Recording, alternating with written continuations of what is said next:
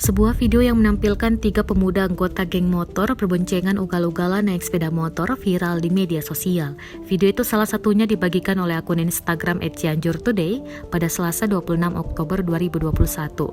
Dalam video tersebut tampak pengendara berjalan secara ugal-ugalan dan beberapa kali melakukan aksi berbahaya dari siksak hingga hendak menyerempet kendaraan lain dari arah berlawanan. Aksi berbahaya itu berhenti sesaat ketika pengendara lain yang diduga rekan pengendara motor tersebut melambaikan tangan. Disebutkan bahwa lokasi kejadian tersebut terjadi di Jalan Raya Bandung, Samolo, Kabupaten Cianjur. Saat dikonfirmasi, KBO Satlantas Polres Cianjur, Ibtu Yudhistira Nugraha membenarkan adanya kejadian tersebut.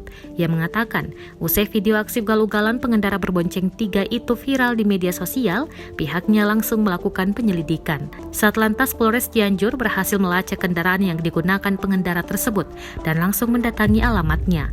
Namun, ketiga pelaku ugal-ugalan tersebut imbuhnya tidak ada di lokasi.